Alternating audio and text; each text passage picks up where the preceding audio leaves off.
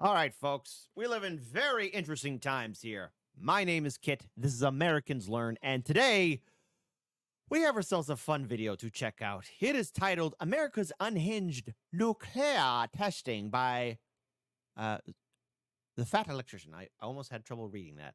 Why? What is going on? I think I'm getting secondhand dementia. Yeah, turns out our president stepped down. So, as recording this video, because I was going to record Saturday, but my neighbors next door were having a huge party, and the music was eventually just going to disrupt the recording. So, yeah, this is the Fat Electrician, America's Unhinged Nuclear Testing, Operation Plumbob. So, let's be clear here, folks. These weapons of mass destruction are supposed to not be used. But knowing that it's a Fat Electrician that's going to be narrating this, everyone be prepared to be shocked and surprised. We're probably going to find out absolute horror. Like, oh my goodness, they were doing testing of this magnitude. Because when watching this channel, it's fun history, but at the same time, too, you wonder, what the hell was somebody thinking?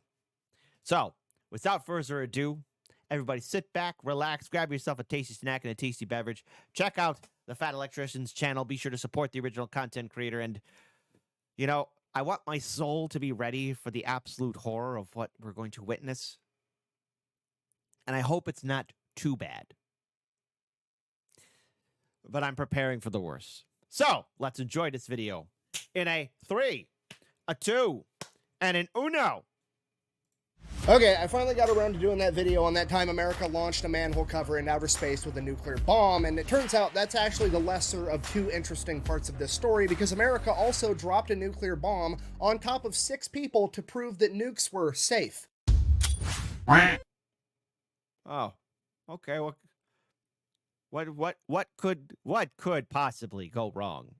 Today we're talking about Operation Plumbob. The professional way to explain it would be to say that it is a bunch of nuclear testing that was carried out by the United States government in the late 1950s in the deserts of Nevada. However, in reality, it is more akin to the United States government dicking off with nuclear warheads in the desert like they're a bunch of rednecks on 4th of July with fireworks. We'll shoot fireballs at it. But first, a word from our sponsor. Oh, Nicholas. Oh, Yeah. Is this my Father's Day present? Well, I do have a surprise for you. good. What's that? Our credit cards are maxed out. I'm gonna need you to fix it. I'd like to go shopping. Well, all right. Hey, man's work is never done. This video is brought to you by Henson's Shaving. Okay, here's the Good. deal. Henson's is a family-owned machine shop that makes parts for the aerospace industry. There's literally parts on the Mars rover that these guys made, and one day they woke up and they're like, hey, we're just gonna make the most precise safety razor on the market. And this is it. This is all they sell. It comes in aluminum or titanium. If you want to pay extra, it comes with a little stand. And then they also sell the razor blades, so you have a one-stop shop, not because their razor blades are proprietary, because this thing will take any shaving razor blade on the market. You don't have to buy their proprietary cartridge. You don't have to sign up for their monthly delivery thing. No, you buy this one time and then you Hey, listen. I'm not shaving my beard, but folks, check out that original link, okay? My goal is to have a giant beard someday, just not today. can put any 5-cent razor in it and shave for the rest of your life. So the product itself is fantastic, but more importantly, the company is awesome, because every time a YouTuber does an ad like this, they get sent a little media packet full of talking points, what to say, what not to say, and so on. Now, I'm not supposed to disclose this, but the brief that I got for Henson's basically said there is no script, do whatever you want, we trust you. Also, in the first paragraph, they said this, quote, if for whatever reason you don't get a good shave with our product, please let us know. If we can't help you, then don't endorse us. We think we've made one of the very best razors in the world. If you disagree, we'd rather not ask you for a non-genuine endorsement. So the razor's great, and this is the type of company that you actually want to give your money to. I'm gonna have a link for them down below. Let's get back to the video. All right, Operation Plumbob takes place in 1957. That's an awesome company. That's an awesome. Again, I'm not shaving. I'm gonna keep my beard. All right, trying to grow it all out. there was a total of 29 nuclear explosions, and they were testing all kinds of different stuff. They had biomedical testing going on with pigs, seeing how radiation affected them and at what distance. Then they were covering the pigs with blankets, seeing what materials blocked the radiation, what materials didn't. They also conducted experiments on 18,000 U.S. service members, basically having them dig a trench off in the distance and hide in it while they detonated a nuclear warhead to see how they held. No, you stay down there, you beautiful idiots. What's wrong with you? Nah, I'm sorry. That's a no bueno. And then they had different buildings and structures built out of different materials, trying to see which building materials blocked radiation the best and which ones blocked them the worst. Now, when this started, all the bombs that were being detonated off the top of a tower or from a high altitude weather balloon. They were just detonating nuclear warheads into the open atmosphere. What could possibly go wrong, right? Yeah, what could go wrong? It's 1957. The world became aware of nuclear weapons 12 years prior at the end of World War II, and a couple years after that, the USSR had their own nuclear weapons. We are well off into the Cold War, and nuclear hysteria is at an all-time high. So by this point in time, the American general public doesn't just understand that nuclear weapons make a really big boom, they also, to some degree, also understand radiation and nuclear fallout. So everybody kind of understands what's going on at this point. I mean, they've even got cartoon turtles teaching kids what to do in case a nuclear bomb gets dropped near them. Whoa, what happened to the monkey? Okay, well, I guess the monkey's dead, but okay. You know, my mom, she used to tell me that they used to do drills in her school, hiding under her desk. I looked her in the eye and I said, "Did you think that stuff was actually going to work?" And she said, "No. No, I knew it was BS."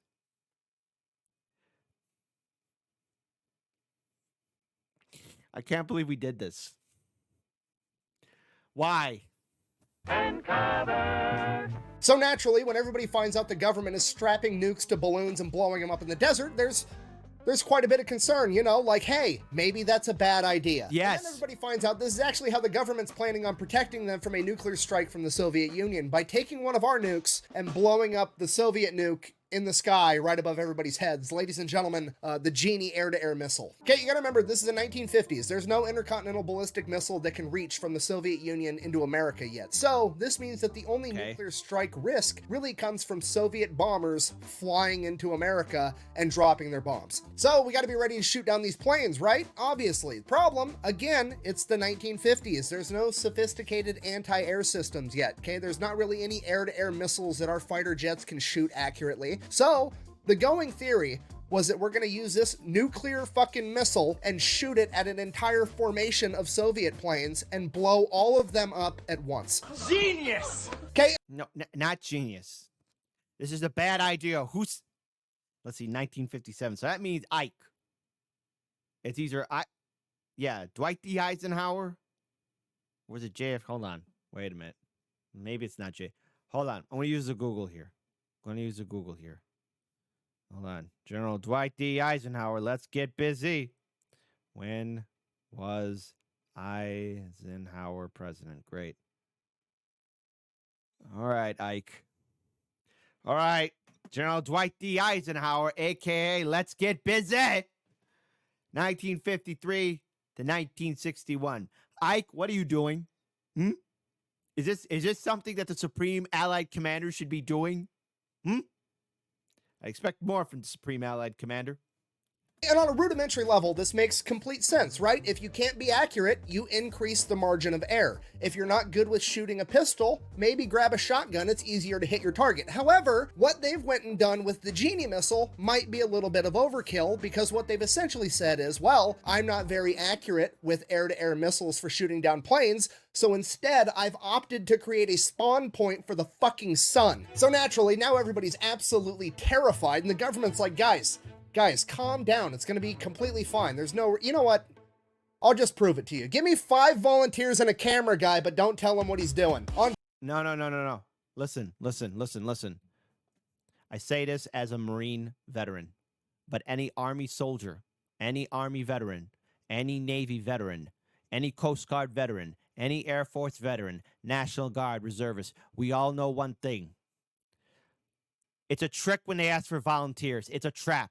All right? Even if it's your commanding officer saying it's not a trick, it is a trick. It's a trick. It's a trap. And you run. When they say, hey, we're looking for volunteers. Oh, just Hey, just say you got explosive diarrhea, or either that, just do something. Run. Run as fast as you can. I don't care if the company gunnery sergeant is chasing after you. You keep on running. Okay? I still sometimes wake up with a cold sweat hearing our company gunnery sergeant calling for working parties. Hey, and especially, hey, to you young Marines out there and soldiers out there, but this is mostly to Marines out there. If your gunnery sergeant's smiling and he has a good cup of coffee in his hand, brace yourself for a working party. Working party. Hey, what are you doing? I'm doing nothing, gunnery sergeant. Oh, yeah? Well, I got a working party for you. You run. They ask for volunteers, you run. It's a trick. Even if they got you all in the room and the 4-star general's there with the President of the United States and the Pope of Rome and the King of England, and they say, this is not a trick, we're just looking for volunteers to help. It's still a trick. Just like that episode of King of the Hill, when that general walks in asking for a barber, it says it's not a trick, and you know one of the guys, enlisted guy says it, they quickly turn it, it says, no man, it's a trick, because it is a trick. July 19th, 1957, the United States government detonated a Genie air-to-air nuclear missile with a 1.5 kiloton warhead directly above the heads of 5 U.S. service members that volunteered to be there and a camera guy that was not informed of what he was doing until a couple hours beforehand. I'm out. Out. What? You cannot pull out of this. I'm pulling out. You're way too Pull out. to pull out. I'm pulling out. No, we are not. You're leaving it in. I've been pulling out for years, son. And in your head, you're probably picturing Hey. It's like, hey, spitters or quitters. Hey, no one ever quits while pulling out.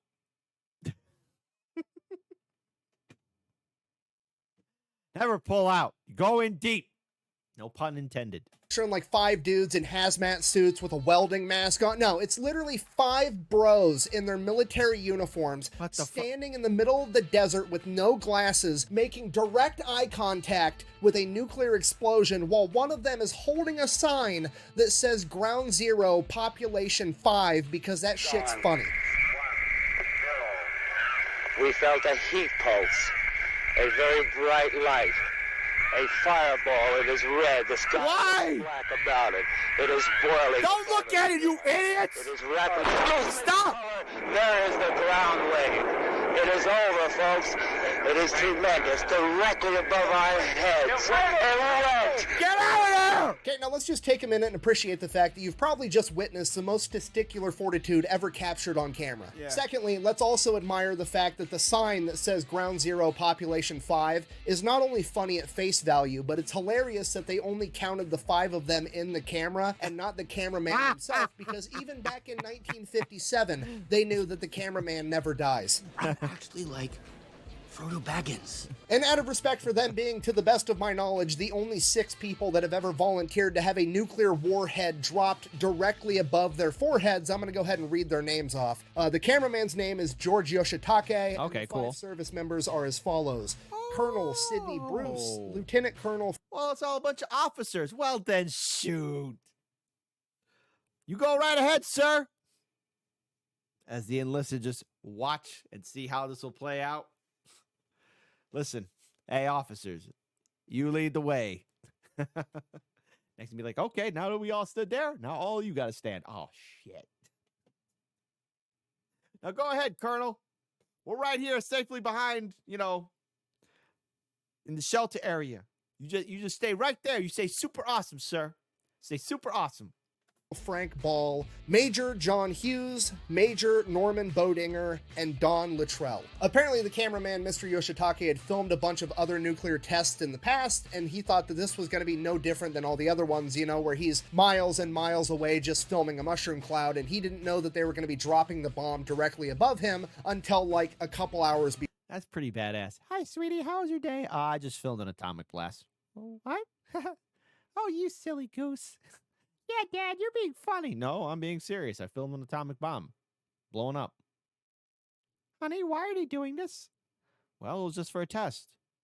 Well, how many tests have they done? Well, I think I recorded maybe 50, maybe 100, I think. I've lost count. 1,500? Sweetie, why? Why?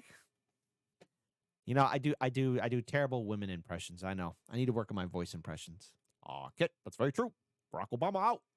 But, you got my voice on point.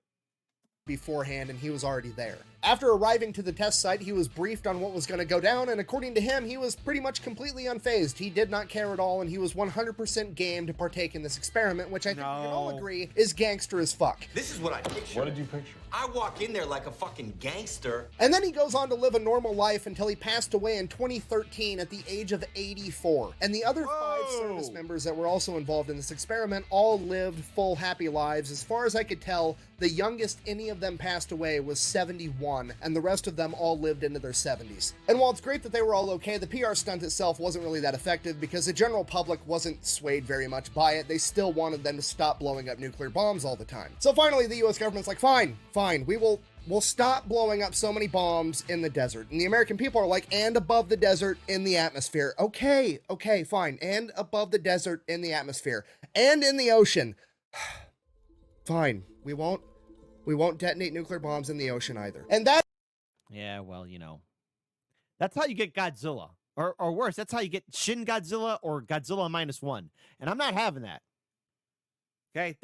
That boat scene when he's chasing him on the boat. Holy, that was a work of art. I was like, oh, man. That is a story of how nuclear testing finally came to an end. No, I'm just kidding. The government then decided to opt for the loophole, and they were going to bore a 500-foot deep hole in the middle of the desert so that they could blow up a nuke underground because nobody would be mad because people were only mad about on the surface, in the atmosphere, and in the ocean. Surely, blowing one up underground wouldn't be that big of a deal, right? I mean, what could go wrong? Delete me! What are you doing? I already did the ad. Delete me is gonna do every episode from now on. Really? Oh. Yeah. Wait, how much are they paying? Don't worry about it.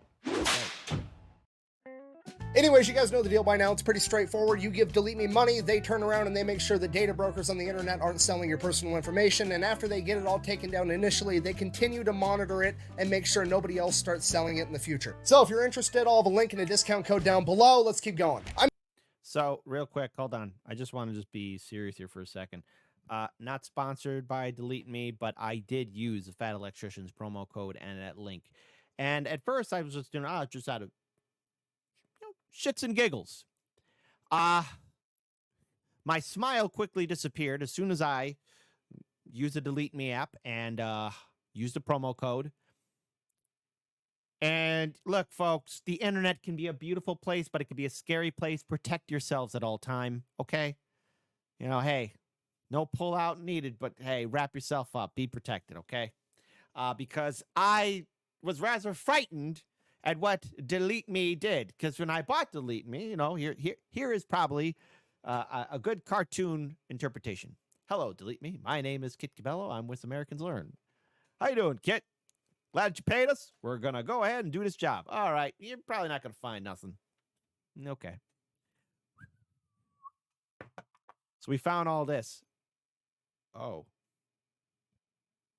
Folks, listen. I'm being deadly serious here, okay? It scared the crap out of me. So protect yourselves. I say this as a customer. Delete Me. Great stuff. Not sponsored, but go to the original link in the description box below. Use the Fat Electrician's promo code. Trust me on it. The peace of mind that you'll get is actually very comforting, and then you'll be rather frightened about how much of your information is out there, folks. It's not good. To quote Trump, it's not good. It's not good. Not good. Not good. So protect yourselves.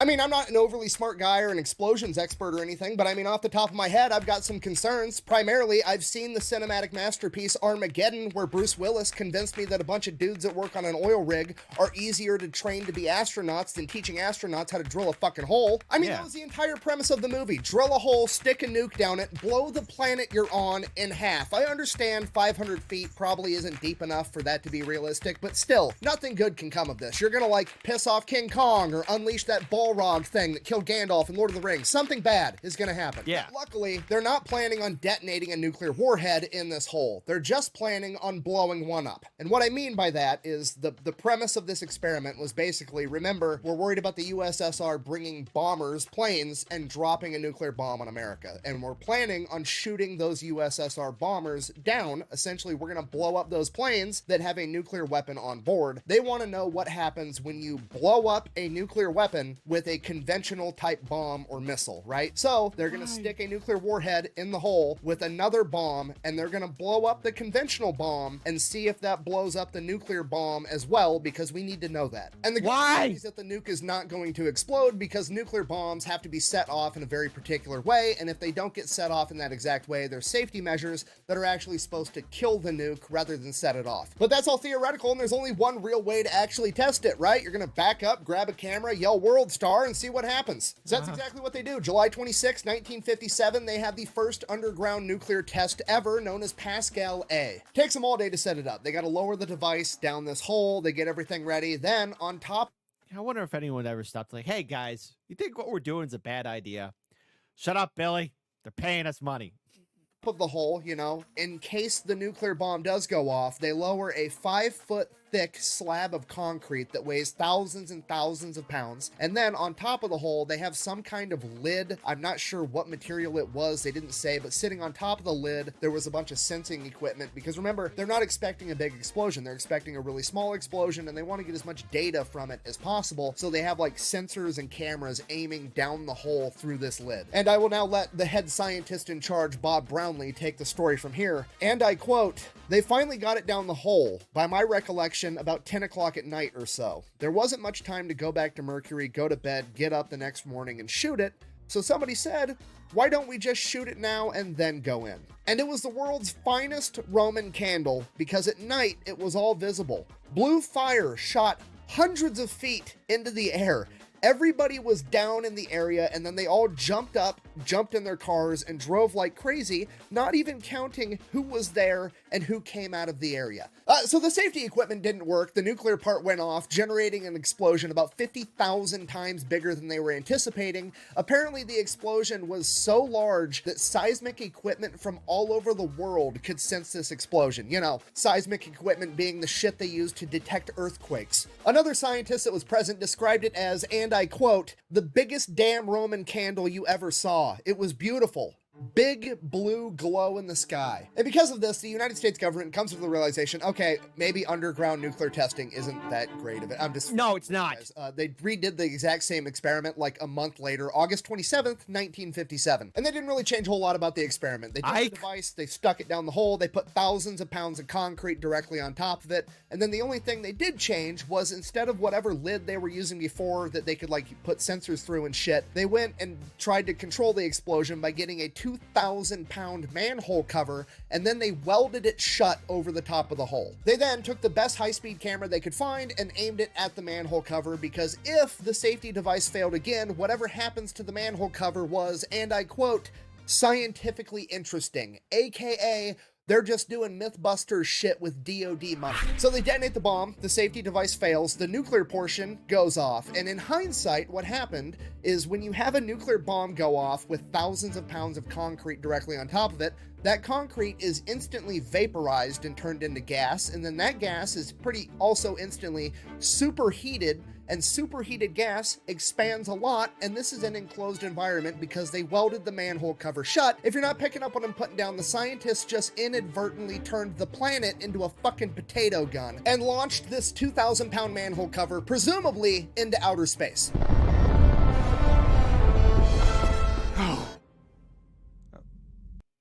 Oh, why would you put in The Last Jedi? Because you know what? That manhole doing that was more realistic than Holdo doing that. It sucks to be a Star Wars fan. I'm not. I'm a Warhammer 40K fan, but Star Wars people, I'm so sorry what they did to you. Power 1, the power of 2, the power of no money. Oh, it's okay, because the dark side's just misunderstood. What? And then you turn Plagueis into a creeper. Ooh, I'm looking at those kids. Darth Plagueis the Wise. A creepy guy behind a tree now. That's what they did to him. Brilliant move there, Kathleen Kennedy. So all the scientists, being pros, start asking the question that everybody wants the answer to. How fast do you think that manhole cover was going? So they go to the high-speed camera. Okay, this camera is taking 1 frame per 1,000th of a second. Okay, it's a lot of fucking pictures. The manhole cover appears in 1 singular frame, and that is it. So because it was only captured by a single frame and not multiple frames, they can't calculate how far it was traveling over a period of time, so all they can calculate is the minimum speed that it would have to be going to only be captured by a single frame in the span of the camera shot. And the calculation they came up with was that manhole cover was moving at least 150,000 miles an hour. That is Mach 195. It is 195 times faster than the speed of sound. And the best part about all this is that this happened prior to Sputnik 1, meaning that if this manhole cover made it into outer space, it was the first man-made object to ever make it into outer space. Yeah! Take that, Stalin! You might be dead, but we got your ass. Huh! It didn't make it into outer space. It would have burnt up in the atmosphere just like meteorites do. Huh! Oh shit, you're right. I completely forgot that every single meteorite that's ever come into the Earth's atmosphere is burnt up completely and never actually makes it to the ground. I'll be right back. I've got to go tell all the dinosaurs to stand up and quit being babies, because clearly they're exaggerating. Cool. All right, man. He's going to talk. Hey, folks, we're going to get T-Rex back. Ah, about time.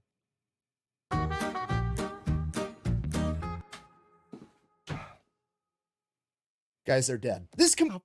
Fuck!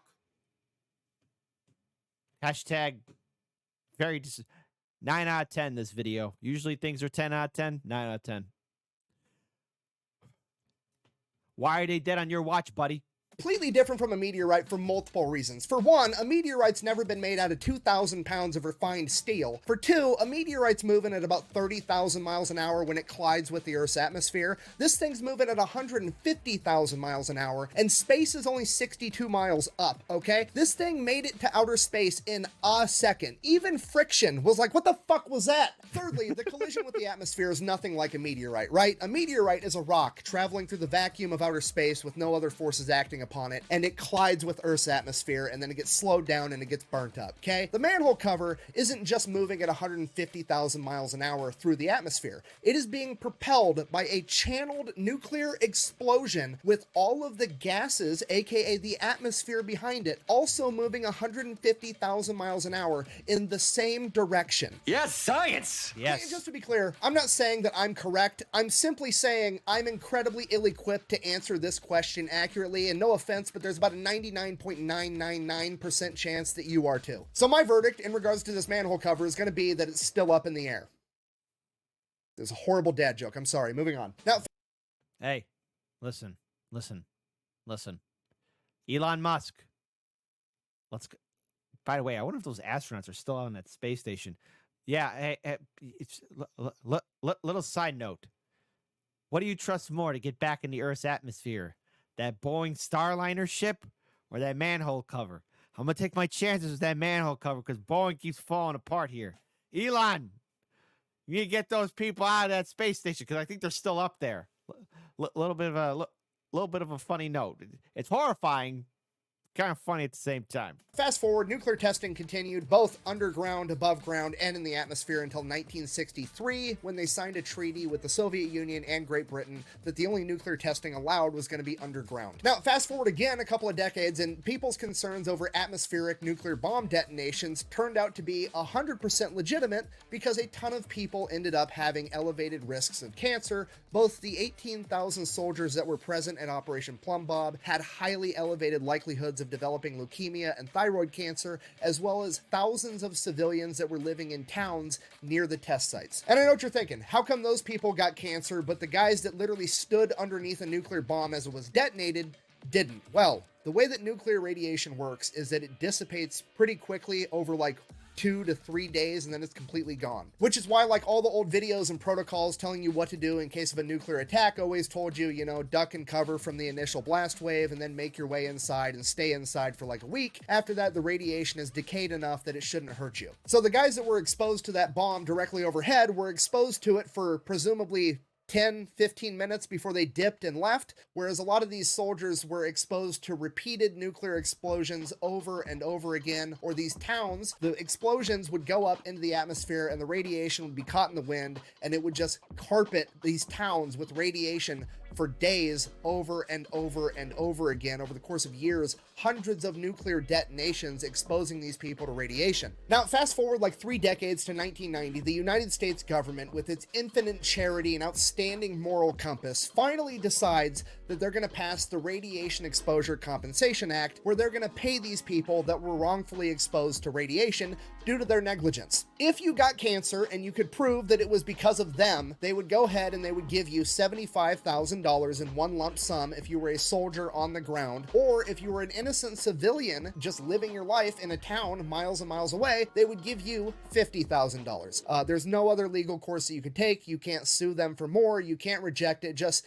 here's what I'm going to give you. Fuck off. Wow, that sounds like a really good deal. How about I give you the finger? Okay, just so we're on the That works. Yeah. same page with this. The United States government takes your tax money, whether you want them to or not. You don't get an option. They're taking your money, okay? They then turned that money into radiation that they used to poison Americans with and give them cancer. Then, 30 years after the fact, they decided, you know what? We should make things right by giving the people that survived this long and can actually prove it was our fault, we'll give them like 50 grand.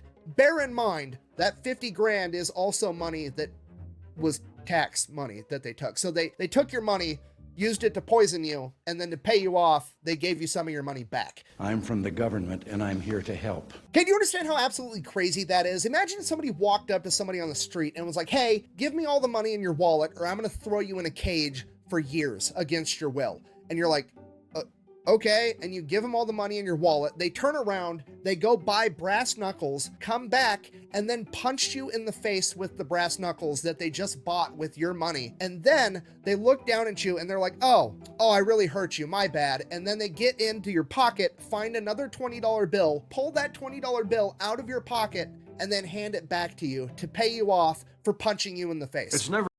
Well, that's a horrible analogy, but it hits close to home, so 10 out of 10. Out of your pocket and then hand it back to you to pay you off for punching you in the face. It's never too early to learn that the government is a greedy piglet that suckles on a taxpayer's teat until they have sore, chapped nipples. I gotta end this video. I feel radicalized. In conclusion, this has been the story of 6 crazy bastards that volunteered to have a nuclear bomb detonated directly above their head, and that time that America may have accidentally launched a manhole cover into outer space, potentially becoming the first man-made object ever, and that time that the US government poisoned tens of thousands of people with radiation, giving them cancer, and basically had no consequences for it whatsoever. Thanks for watching. Best way to support the channel is go buy some merch over at thefatelectrician.com. Quack bang out. Government giving people cancer with 0 consequences while trying to tell me I can't drink raw milk. I don't even want to drink raw milk. I'm just mad they think they can tell me I can't.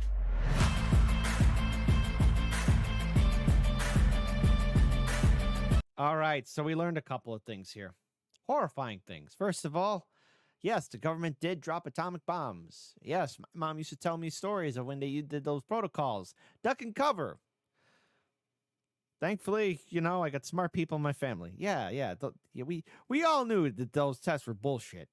Because they were. Those warnings, oh, just duck and cover. The delay. Listen.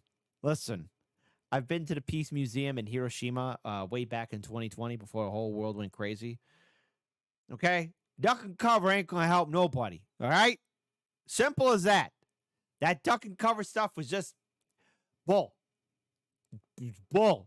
Hiding under your desk, that's not going to save you. One thing in particular that stood out is the ink jars that were fused together to look like some sort of crazy nightmarish honeycomb. I know, that crazy. But all right. Hey, we might have launched a manhole cover. A manhole. Manhole cover into space. So take that, Stalin. We beat you using grit and hard work. Thirdly, no, not second. Thirdly, okay, Americans were exposed to radiation. Government paid them off to shut up, but still didn't do anything more for the people.